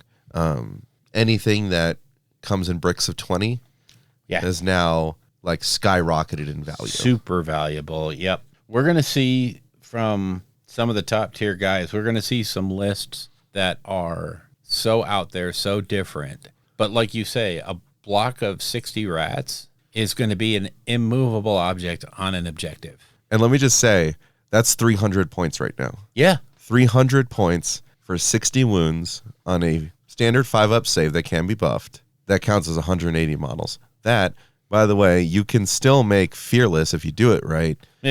And they return D3 slain models on top of Rally. Yeah. So there's a lot to it. There's some wombo combos, I think, in Skaven that are just going to be super, super difficult to fight against. Yeah, I think really everybody's going to have something up their sleeve that's going to be in that. It's going to be this. If we thought it was an objective game before, they just doubled down on this is an objective game. Yeah. This idea of running around trying to hunt down things and kill things because you get extra points if you kill that with this, that goes out the window in this season. Yeah. And it becomes more of, here's the objectives on the board. You have to be very cagey about if you have the opportunity to destroy one, that could be very key. And you're going to literally have to look at these. How are you going to deal with some of these immovable objects that are camped on objectives? Even a unit of Mortec Guard. Oh, yeah. Units of Chain Rasps sitting there on an objective are actually going to be a thing. It's going to be, you have to plan. You have to think it through. Yep. So, whereas before, it's like, oh, look, that's cute. Mortec Guard, there's 10 of them. I will wipe them out this turn. Now, maybe not. Maybe not. Yeah, I mean, a pack of 30 more Tech Guard is one of the hardest things to shift in the game. Now, and they count as 3 each. And they're counting as, it's, it's going to be some very fundamental changes to playing the game, which is great. I love it. It's, the best thing about the meta right now is there is no meta. Yeah. Right at this moment in time. There are some things that are rising to the top. The obvious choices are rising to the top. Yeah. And there are some Seraphon players out there that are just absolutely giddy because they still have their 120 skinks from editions before. Yep. And they're like, all I have to do is dust these guys off, and they are good. Yeah. So, it's, and every faction has something like that. Everybody has Battle Line. Yeah. Except Giants, but, So, it's the doors are blown wide open on this. Again, I just think the one faction that got kind of hurt and got really nothing in return was the Ogre-Maw tribes. Agreed. So, but it did nothing to diminish their combat power, and they still have the ability to go in and chew up these bricks. Yeah. So, I think I don't want to say no harm, no foul, because it might be a little foul that everybody has their rule now. But, what are you going to do? Again, we know this is a season. We live through monsters. And the way they say 2023, 2022-23 season 1 makes me think season 2 might be completely different. Oh, yeah. It might be cavalry rises to the, who knows? Yeah. I mean, of course they're going to do this so they can sell their model range. Yes. So I've got my tinfoil cap on. This is really just a money grab. It is. GW isn't actually trying to make the game. No, I'm kidding. They're not making the game better. They're just selling. Yeah, I mean, the really low-hanging fruit, as we've seen so far with the tournament stuff coming through, is, the one thing that kind of looks like a fruit which is the purple Shaiish, has been making the rounds, and people are upset that people have been rolling ones against their giant monsters that just evaporate. Yep. And yeah, so what? These are the you don't think about it when you get handed dusted. You don't think about it when you get foot of gorked. But all of a sudden this is bad. Yeah. No, it's still the same. You have to roll a single number on a die if everything works right. And it happens sometimes. I think the people are also getting salty about Thankful. Rolling up and +3 casting some purple sun into your face, and then like either skitter leaping out or popping through a gnaw hole, and just having your army sat in a position where it hurts. And I feel no sympathy for you. Yeah, it's hard to work up at this early point. Now we might get back together here in 2 weeks and say, okay, there's a serious issue here. Yeah. It has to be addressed. But honestly, at this point, it's such a free for all. Yeah. That until we start to see some event results coming in that are more indicative than predictive. Yeah. I think this is a really neat change. I hate change myself. I don't like this book because it's forcing me to rethink everything. Yep. But it's also very refreshing to be like, oh, you mean I don't have to buy 6 monsters? Yay. Well, you have Bill over here who's finally excited to get into Sylvaneth, and now he's realizing that his all my Osiarch Bone Reapers are amazing. Are good. Damn you, GW. I know. And what's funny is my Sylvaneth monster I built all mostly monsters. Yeah. And I'm like, well, they're about as useful as, they're still tree lords. They're still good. But it's like, well, 2 weeks ago, this would have been really cool. Right. Oh, well. Well, it actually makes for an interesting tactical choice, folks, because like now, monsters are still somewhat of a threat, but they're going to be like, oh my God, I have to kill that battle line of 30 somethings. So that way I can actually try and cap the objective. And then next thing you know, there's a Gorgon tapping on your shoulder. Yeah. Right. Whoopsie. And giving you the 1/2. So it makes for interesting tactical decisions, I think. And I couldn't be happier that they brought this out with like right around the time my Skaven came out. Well, same day, actually. It's kind of weird. Yeah. It was so interesting that the Skaven came out that are basically a mob army. Yeah. And Sylvaneth came out, which are the antithesis of that, because now they have gone to a flippy, elite, movable shenanigans army. Yep. And it's just the dichotomy in those 2 releases is crazy, but very cool. Skaven do have their own movement shenanigans too. Oh yeah. Those gnaw holes are crazy. They no longer do anything detrimental to the opponent. That was an interesting change. I did not expect that because before it was like, oh, roll a 1 to see if you take mortal. Nope, that just doesn't happen. Right. You can't fly over it if you would land on top of it, and you can't deploy on it. That's the only thing it does is like movement blocking. It's pretty much always been that way, though. You could never land on it. So it's funny, but you still get the bonuses to casting and chanting. So they have a lot of strength to them. So when your Thankful is either skitter leapt or Laocooned up the board, and then he throws a purple sun in your face at a +4. It's happening. It's gonna happen, and that one's gonna come out. So just be ready for it. It's another one of those things you have to be aware of what your opponent's gonna do or could do, and if your opponent doesn't tell you pre-game about these things, that might be a bit of a sportsmanship issue, but there's also that point of he doesn't really have to. Yeah. I don't have to go over my army in detail with you. I should provide you with all my war scrolls. Yeah. But, be aware that thing is going to happen. Yep.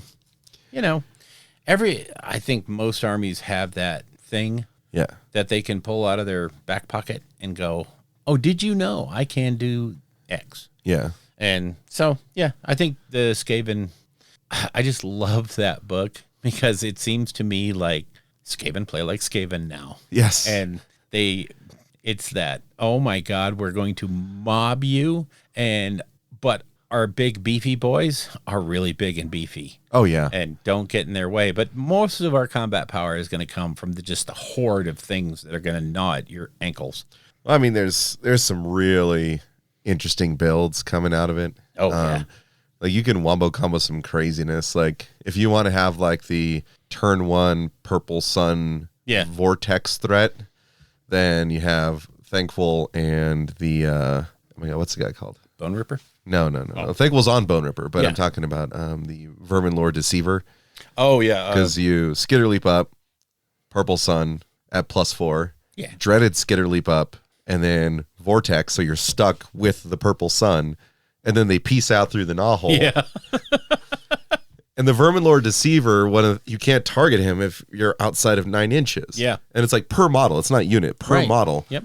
Can't be target outside 9. So he has this like real just like strong defensive capability. Well, it's just good because if he was able to be shot off immediately, that's a chunk of points that just goes away, and you don't get to do the cool things. And it's a Vermin Lord Deceiver. Yeah. Look at the name, Deceiver. Yeah.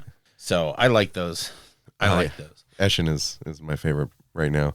The Pestilence got hella strong with particularly the GHB because you have the bounty hunters and those plague monks who now can actually fight ranks back because of the strength in numbers ability, which is gorgeous. They spike 6 to hit are -2, and then you can do 2 damage. Yeah, those guys are chopping through stuff, and like they're not that expensive. No. Yeah, and then again, my gripe comes to reinforcement points for Skaven, but Well, thank God they didn't, because if they did, it would be unplayable or unplay againstable. Right. So you guys broke this because you have extra reinforcement. Yeah.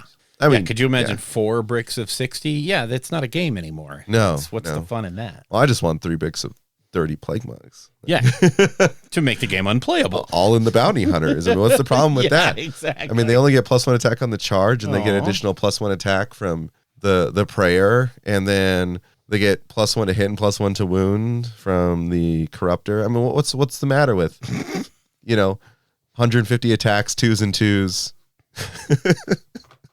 How could that be unbalanced? I don't know. Oh my God. Yeah, monstrous rampages, right? You can. You'll just okay. Anyway, stop. All right, cool. So since we're basically segueing into the books anyway, let's jump into the books. I'm going to go ahead and do the Sylvaneth first. Now, again, preface all of this stuff with, if you want the meaty parts of this, like the matched play rules for any of these books or the General's Handbook, Facehammer. One of the latest videos was how to make lists in 3.0. Yep. And it's literally a thought exercise of sort of platform independent, but how do you think about what your goals are in the game? Yep. And how to put a list together. And it's super good episode. So go to those guys for the meat. We're here for the narrative. I will say this real quick. Definitely don't think of match play when you're thinking of some of this stuff. Because like even how the Skaven are built, right, in terms of their path to glory. Yeah. Like it is not a match play game. Like it is very obviously not for match play. Oh, no. These path to glories are for the narrative campaigns. Yeah. So I'm going to start off with Sylvaneth. Their very first rule in the Path to Glory and their army-wide special ability in Path to Glory is, rather than having to commit to a season of war on your list, you can choose a season of war before every game. Yeah. This is huge because all 4 of your quests are based on doing different seasons. Yeah. So this is big.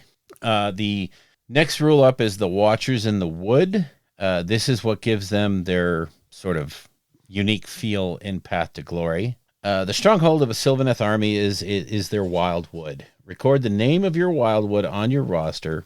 In order to upgrade your Wildwood, you have to play Path to Glory battles using the different seasons of the Sylvaneth. You upgrade your Wildwood after you've completed a full cycle of seasons from the Season of War battle trait. So that's how you're going to get your upgrade. Your super expensive upgrades, your 30-point upgrades, will now drop down to 15 points. Mm-hmm. And the mighty Wildwood, which goes from 60 points down to 30. Okay. Now, The idea of playing each of the Seasons of War also comes up because they say when you're discovering Sylvaneth territories, when you make an exploration roll on a 61 or a 66, it corresponds to a territory from the Sylvaneth territories, of course. These territories represent newly reclaimed ground of your wildwood, and they work differently than other territories in Path to Glory. First of all, you cannot have more than one territory of the same type from the Sylvaneth territories table, so you're limited to one of each, which is good. Good. And they cannot be upgraded. There's no need, the way they're written. So to get into what the territories do, I'm going to skip ahead a couple of pages. So you have defiled lands, which is the 61, which is it cannot be controlled. Whoops. Okay. Uh-oh. Don't roll a 61. And if you're playing like most narrative play groups, you'll be picking one of these. So don't pick 61. It's a bad call. On a 62, it's a sprouting meadow. The effect of that is in step 2 of the Aftermath sequence, if you used an army of burgeoning in the battle, and that's one of the seasons. Uh-huh. In that battle, you subtract 1 from the casualty score of each unit that took part in the last battle. Very Not nice. bad. Not bad at all. No, very nice. The 63 is the Sun-Bathed Spiny. In step 3 of the Aftermath sequence, if you used an army of Reaping, you can pick 2 units that took part in the battle to be your favored warriors instead of just 1. Bonus. I'll take that every damn day. Bountiful Podlands is on a 64. In step 7 of the Aftermath sequence, if you used an army of Dwindling in the battle, units that you add to your order of battle in that step cost 1 fewer glory point. And since these things don't cost a lot of glory points anyway, that's big. Yeah. On a 65, you have the Eerie Hollows, step 7 of the Aftermath sequence. If you used an Everdusk army, so there's all 4 seasons. There you go. In that battle, on your units on your order of battle cost 1 fewer glory point to reinforce in that step. So you get a bonus to reinforcements as opposed to just the flat out purchase. So if you have all of these, you're in pretty damn good shape. Pretty much. Yeah. And then on a 66, in step 6 of the Aftermath, this is an Elder Forest. In step 6 of the Aftermath sequence, if you completed a full cycle of the seasons and used an Everdusk army in that battle, you can make 2 exploration rolls in the Aftermath sequence instead of 1. Ooh. And the way this is, obviously you're going to be picking. So basically, if you're playing Sylvaneth in one of these campaigns, make sure you do Everdusk last. Yes. So now we haven't covered what the different seasons are, and it's kind of, you might need that information to think about this. The Seasons of War for Sylvaneth are the Burgeoning, the Reaping, the Dwindling, and Everdusk. In the Burgeoning, friendly units that did not charge in the same turn and are wholly within 9 inches of an overgrown terrain feature or friendly Awakened Wildwood have a ward of 6 up. All right. So that could potentially be army-wide on the first turn. So if you pick Burgeoning. If you pick the Reaping, you add 3 inches to the range with which you can pick Sylvaneth units with the Places of Power from the Woodland Depths battle traits.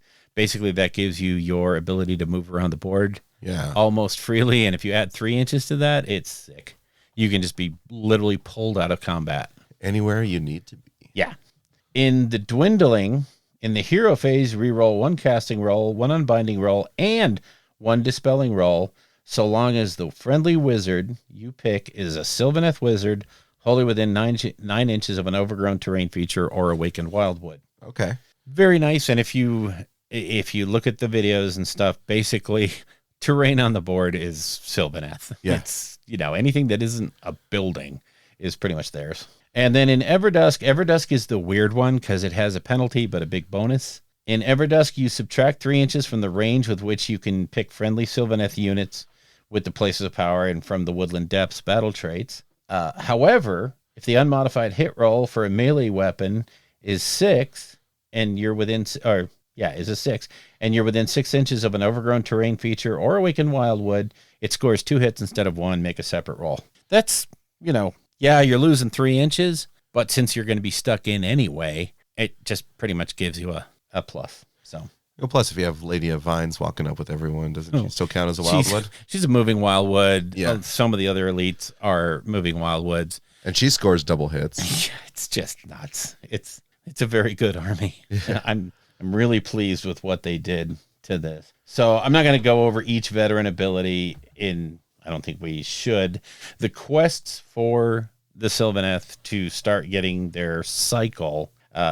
If you're to do all 4 of these quests, you need to play a minimum of 12 games because each one of them requires a cycle. And if you remember back to what I said earlier, in order to even get your improved Wildwood ability, you have to do at least 1 cycle. So Sylvaneth don't start developing until the 4th, 5th game. Well, the 5th game of your narrative Path to Glory campaign, which is really very thematic with the whole idea that these things grow in power. These are Sylvaneth. They take a while to get rolling, but when they do get rolling, it's dumb. So the quests are, the first one is Gifts of Gyran.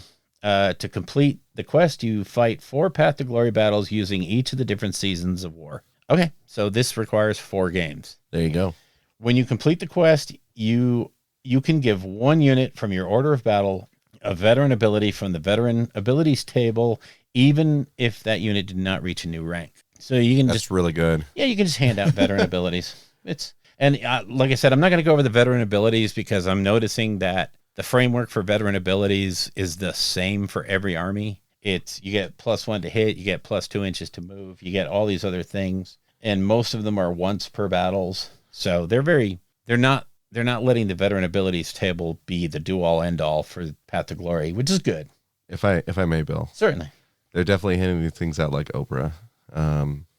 So I think you need to make your custom Lady of Vines, but she needs to be Oprah Winfrey. Okra. Okra Winfrey. Oh, stop. I'm not doing it. Might do that. But wind free. There you go. Oh my God, it's so bad. It has to happen. No. Yeah. No. You get a veteran ability. And you get a veteran ability. Yeah, pretty much. I mean, and she's got like the arms kind of going out like Oprah really? does with, just When put a microphone in her hand. When she's giving stuff away. Yeah. I'll put a mic stand on the base. Oh, I love it. Would you look under your chair for me? All right. Anyway, sorry. That was a good segue there. So the next quest is Begone Intruders.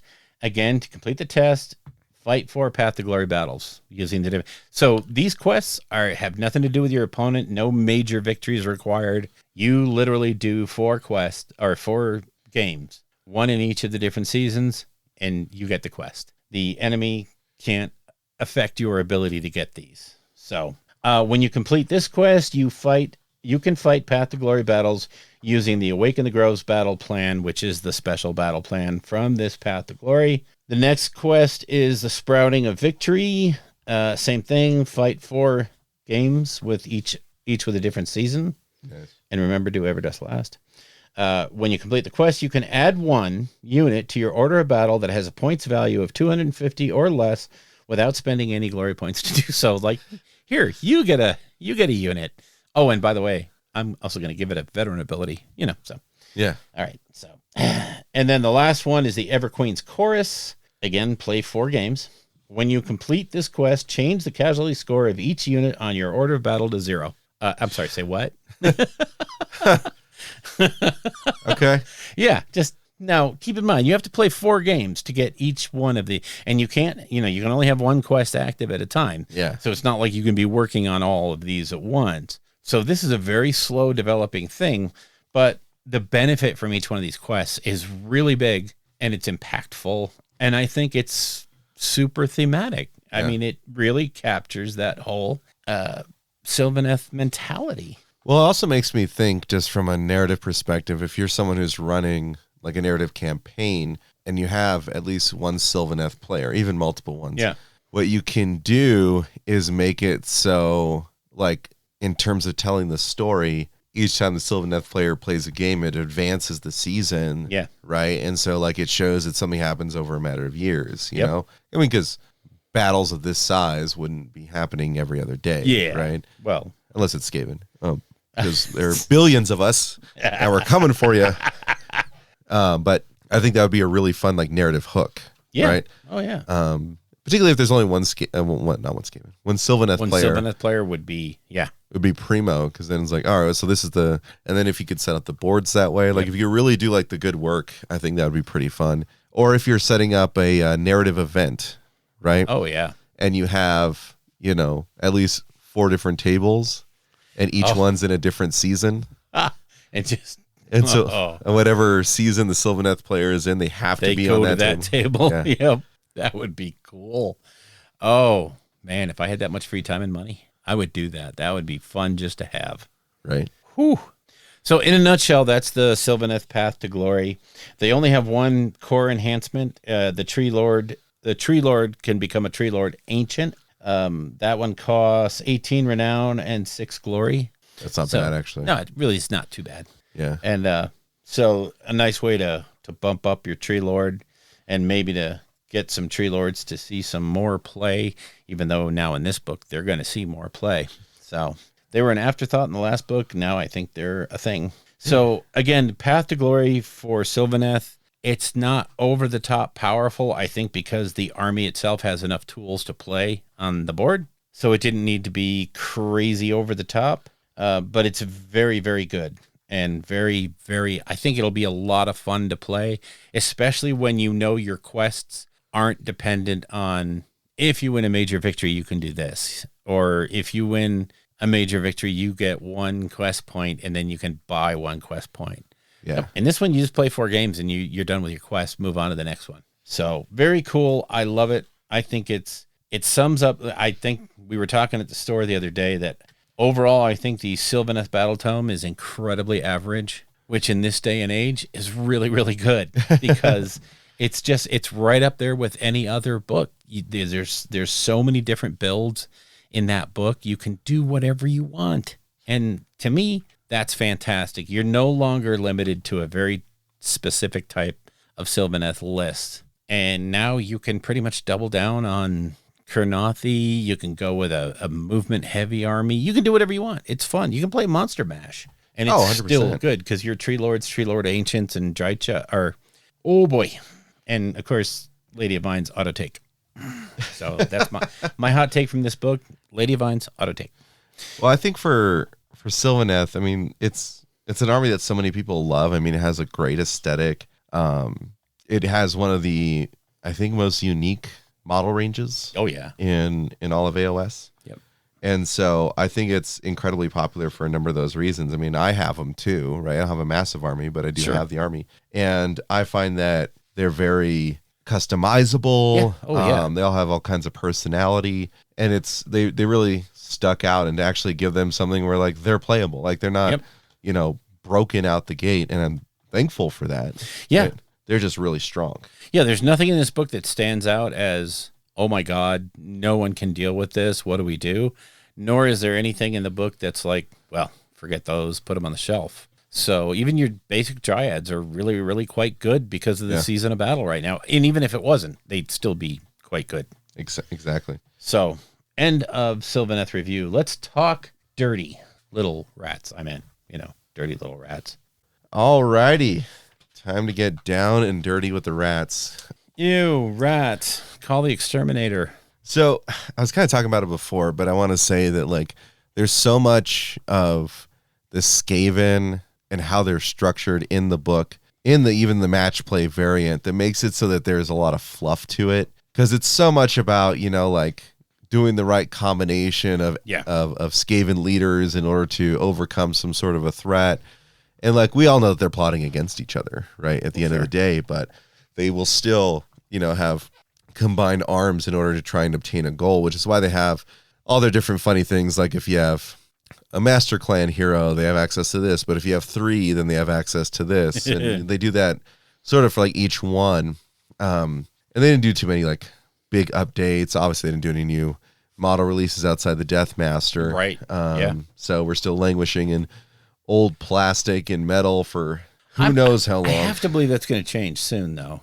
I would absolutely some of those love models it. have to be redone. Like the Rat Ogres? Yeah. Dear God. Yeah. Yeah. I mean, so many of our heroes are still resin. Yeah. Right? The Vermin Lord are amazing in this book, but they're one of the few big plastic pieces. I mean, the Arch Warlock, I mean, granted, for a pewter model, that thing is awesome. But and it still holds up. But I imagine, like, what would a modern recast of an Arch Warlock look like? Would it be a rat in a Tau suit just Oh, God. blowing stuff up. And by the way, there's your kit bash if you are a big Scryer fan. Rat Tau. And it plays in both. Ratatouille? No, Yeah. I'm sorry. But hey, I'm not going to sit here and wax poetic about the rest of the book, though I will say take a look at Verminlord Warbringers. They're your best friend. Let's talk about the interesting stuff in Path to Glory. So they have their big special rule being master plans of the Great Horned Rat. And you have a table that you can pick from. It's after deployment, but before the first battle round, where you get to pick one of the master plans of the Great Horned Rat. And they all have the same effect if you are successful in the plans, which is you don't take casualty rolls, which I can see being incredibly beefy. valuable. Hell yeah. In a horde army, right? Maybe a little, yeah. Maybe a little. So it's going to take a little bit of time to build up to them, right? Certain ones are probably more accessible than others. And a lot of them do sort of depend on, well, if you successfully do certain things in the game. So I'm actually going to read through all of these, Okay. which I won't read through the veteran abilities, all of them. There's a couple I want to highlight, but this is going to be tuck in, folks. Now, this roughly mirrors what you see in the rest of the book, which is, for each of the clans, you have some effect, right? So there are 6 possibilities here.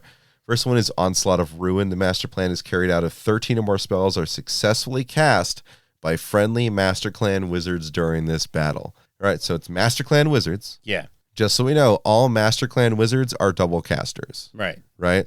So a single Master Clan wizard could never obtain this. Right. Not if in you- one game. Not in one game.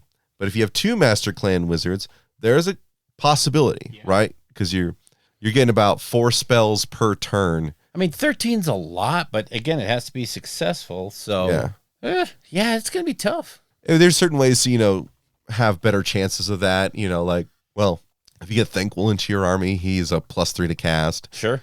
If you're standing next to an All-Hole, you're +1 to cast.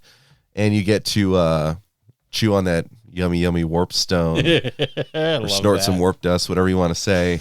And try and trigger, a better cast for your wizard. So there's a way to get it done, right? I would say that one's probably not possible unless you can start with 2 heroes. Yeah. That are both Master Clan wizards. The next one is Grotesque Experiments. This master plan is carried out if 3 or more destroyed friendly clans molder pack units are replaced during the battle. That one's going to be kind of hard to do unless you're just trying to spam little rats, right? The giant rats. Yeah. Because you can send them in packs of 6. They have no save, and so they just die, right? Yeah. And they might have a 6 up, if anything, but they just die, and so then you try to roll to replace them. You'll need multiple master molders to kind of get this stuff done.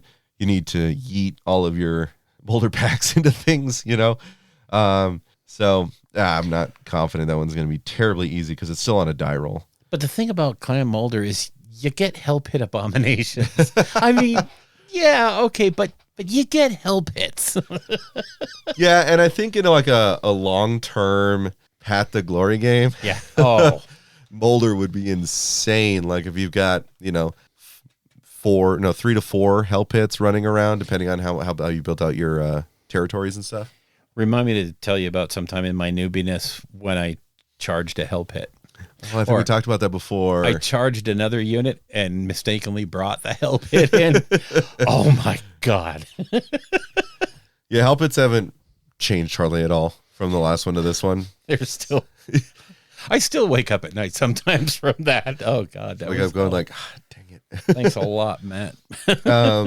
Marked for death, this master plan is carried out if 3 or more enemy heroes were slain by attacks made by friendly clan Eshin heroes during the battle. So your heroes need to assassinate heroes. It's very opponent dependent. It's very Eshin, yeah.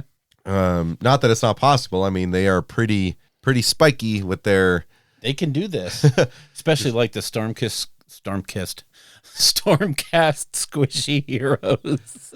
Oh yeah, it was practically because they don't have any like mortal wound saves, and Yeah. so when you spike, 2 3d3 mortal wounds against Yeah, what were you calling them? Stormkissed. Storm-kissed heroes, right? I can't Storm-kissed, believe it.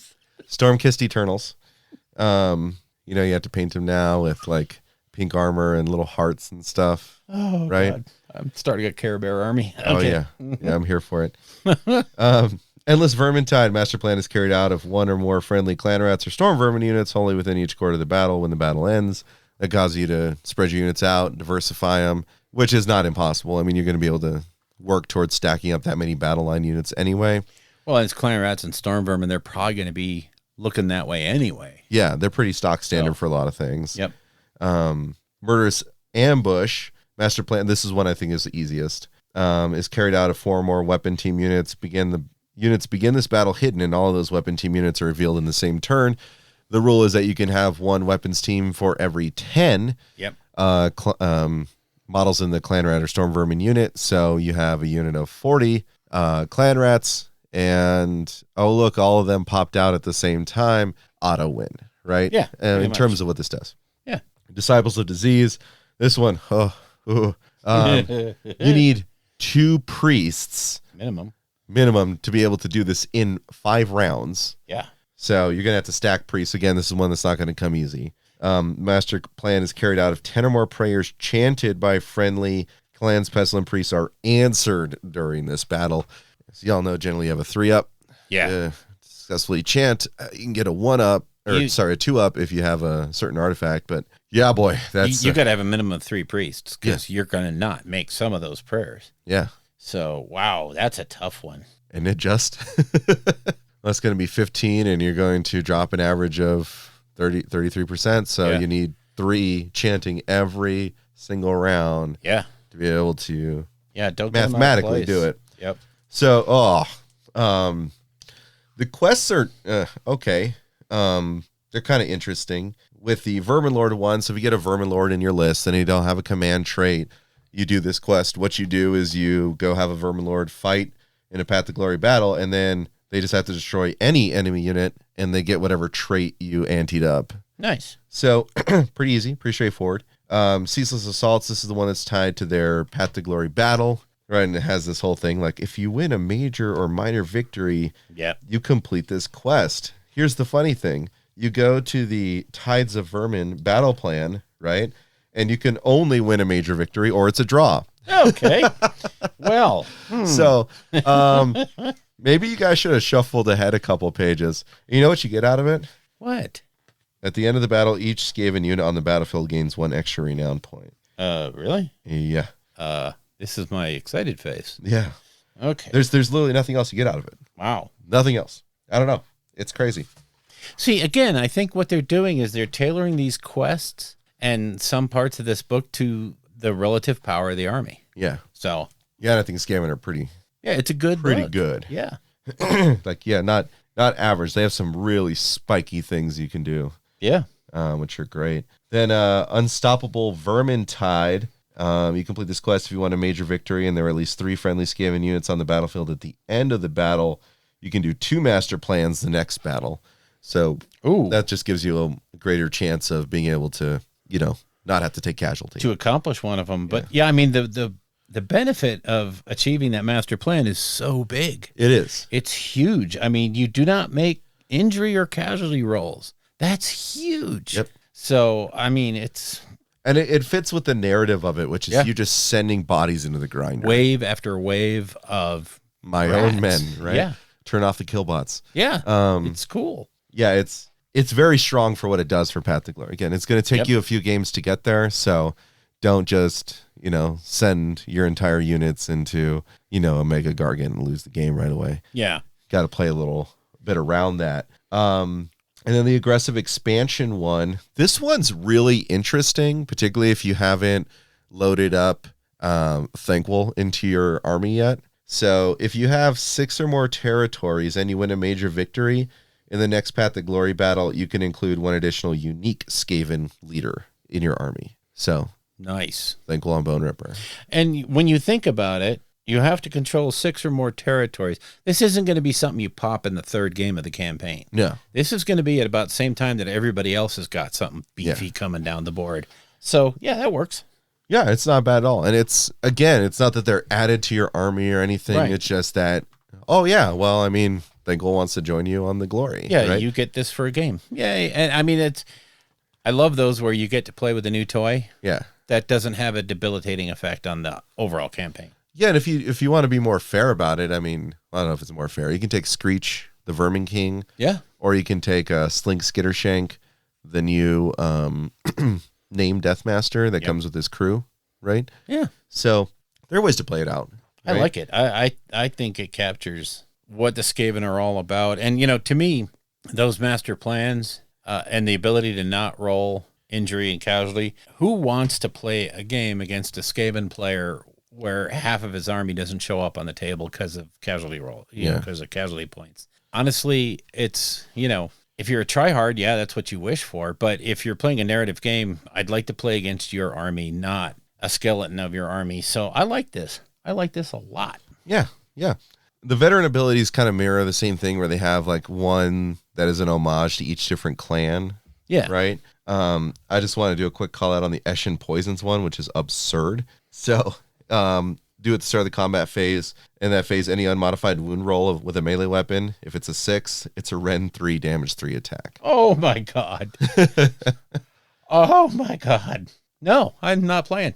No, Hold on, I gotta check one thing real quick. I'm not playing in that game. Oh my God. Ren 3, it's once per battle, but damn, Ren 3 damage 3. That's, take down a giant, take down anything. Name it. Name a unit and delete it. Oh my God, that's so good. That is. It's so good. Did you imagine that? Like, you were talking about plague bunk bombs and stuff, right? Yeah.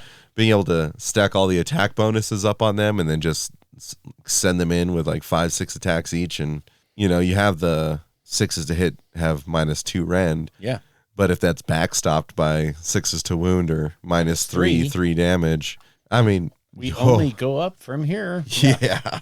I like it. Yeah. I mean, it's, and again, one thing like I always maintain is these veteran abilities are phenomenally overpowered, and all of them are once per game. Yeah. And it's, they should be. and it's narrative. It's, Yeah. it's not like, oh, well, I just win every game because I have this veteran ability. No. Well, I mean, as long as you're hitting your master plans, then frankly, you're going to have a lot more veteran units in Skaven. Oh, yeah. Yep. Just because I know it's reading it, they're like, oh yeah, you don't have to do injury or casualty rolls because the Great Horn Rat just sends reinforcements. But like, I know that's the flavor of it, but what ends up happening is that like you never actually do anything to the unit, so it just keeps getting veteran abilities. Right. And so you'll be stacking like crazy. Yep. Territories. So 61, collapsed Gnawhole. Territory cannot be controlled. Won't won't. 62, promising route. Probably the best one in my opinion, because what it does is it can't be controlled, but you pick a different territory from this table. Oh.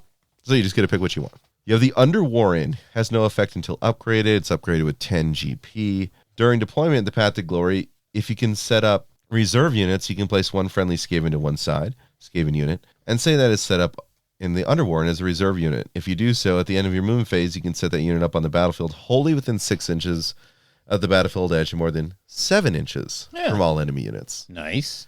Not too bad. Easier charge. Yep. Gnawhole Nexus. You can never have more than one of these, and has no effect until upgraded, which is 10 GP, which gives you sudden assault. During deployment in the Path to Glory battle, instead of setting up a Skaven unit on the battlefield, you can place it to one side and say that it's set up in the Gnawhole Nexus as a reserve unit. You can set up one unit in the Gnawhole Nexus for each Skaven unit you have set up on the battlefield. At the end of your movement phase, you can set up one or more of the reserve units in the Gnawhole Nexus of the battlefield wholly within 13 inches of a friendly Gnawhole faction terrain feature and more than 9 inches from all enemy units. Nice little deep strike. Yep. Tied to your Gnawholes, so placing them will be important. Yep. Warpstone Quarry. You can never have more than one of these. And each time you upgrade a territory, you reduce the cost and glory points by D3 to a minimum of 0.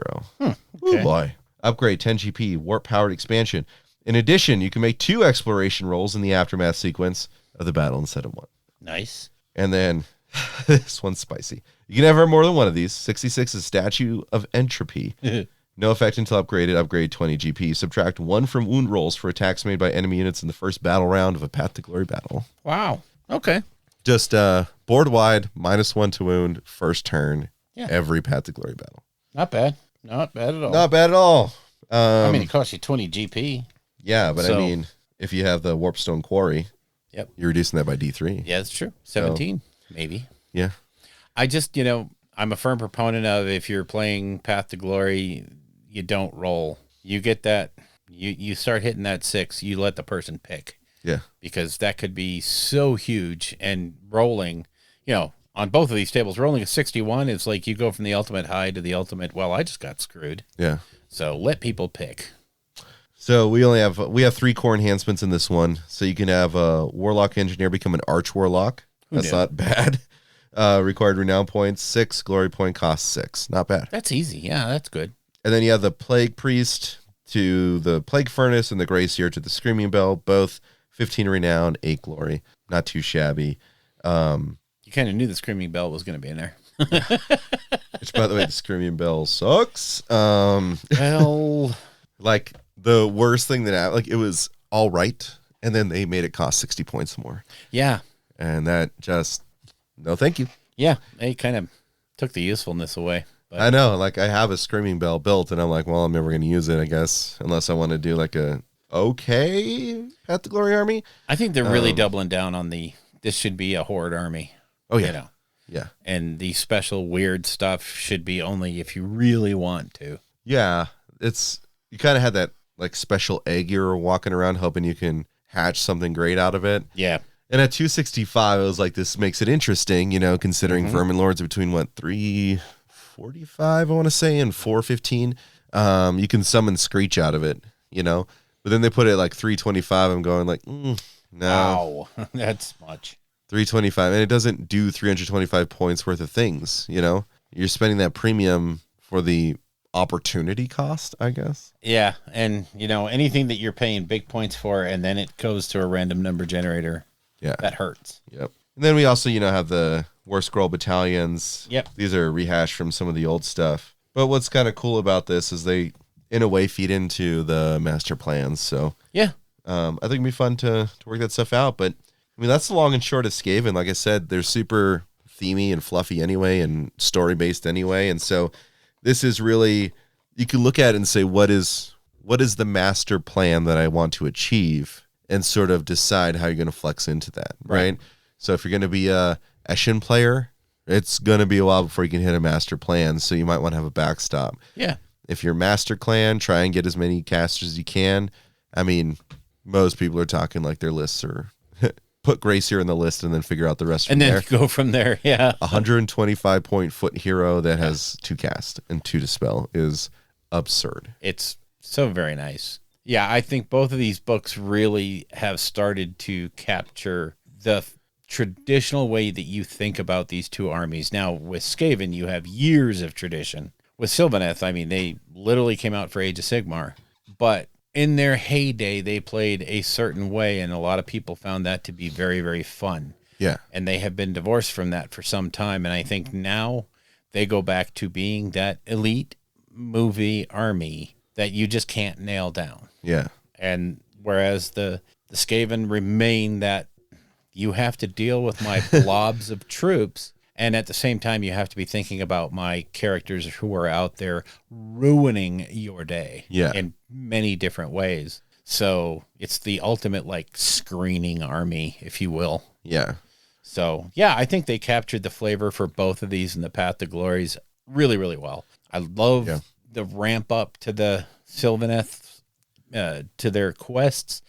And even when you get them, the rewards are not like so over the top that it's silly, but they're very tangible rewards. Well, I mean, it's the same thing with the Skaven, where so much of their narrative qualities are already built into how the army plays, right? With your seasons of war. Yeah. Right? So with the seasons of war, now you have quests that correspond to that. Now you have things that you can do that are flavorful, in order to make them happen in the actual like narrative campaign itself, right? Like the Skaven have, like all kinds of crazy like null stuff that a really smart, campaign manager can run, I think that there's going to be a lot of those who embrace the creativity it provides, right, are going to have a heyday with it, I think there's just so many ideas that pop into mind, like even making it so that way if there's a Skaven player, there's a chance that even if you're not playing a game, the Skaven can pop up out of a null hole in someone else's game, Right? I like, it's So nice to have good books. Oh, Yeah. and you're right. The hooks are just, there's so much you can do with. And like I maintained at the very beginning of Path to Glory, is it's defined by what's not there as opposed to what is there. Yeah. And the ability for the people doing the campaign to get creative is limitless. And it's awesome. It's so much fun to see. I 100% agree. And makes me want to expand my Skaven collection again. Because I need to get at least one Verminlord Corruptor. With the box we split, I'm now going to make 2 Plague Furnaces. Oh, wow. Screaming Bell's just not worth it. Yeah. I'd rather have the Grey Seers on foot. So that you can promote them. Yeah. exactly. Yep. So that'll put me 2 Grey Seers on foot, which is fantastic. Because I already have 1 Screaming Bell. Well, I guess I don't have to put the Grey Seer on. I could have 3 on foot. And then you have Plague Priests running around. You know, the Plague Monks. They're units of 10. So actually, the old Getting Started box, right? You got 20 Plague Monks. That's actually technically 2 10-man units. Yeah. So I have 40. Yeah. So I'll probably get another box and call it 2 30s. Sure. It's going to be a good time. I mean, this is going to be a lot of fun for both of them. And I look forward to trying to get them into a Path to Glory campaign. Yeah. Oh, I can imagine. That's going to be a fun exercise. I like it. Me too. Well, I think that kind of does it. I think that covers it. Yeah. I think we are good. Got a couple of things we're going to be talking about in After Dark, but not a whole heck of a lot of groundbreaking stuff. But if you are a patron, please stay tuned. You will see the After Dark shortly. If you would like to get in touch with us, you can reach us at our Facebook page at www.facebook.com/rollingbadpodcast, all one word. Our Patreon page is at www.patreon.com/rollingbadpodcast, again, all one word. The Twitter account for the show is at rolling_bad. Our individual Twitters are, for me, at Bill Castello, BILLCASTELLO. And for Josh, you can reach him at Anoyo, ANOYOE. All the guests on the show will have their contact information in that show's show notes. The music in the show is used courtesy of Kevin MacLeod at Incompetech.com and is used under the Creative Commons license. The Rolling Bad podcast itself is protected under the Creative Commons Attribution 4.0 International License. Information for this license can be found at creativecommons.org.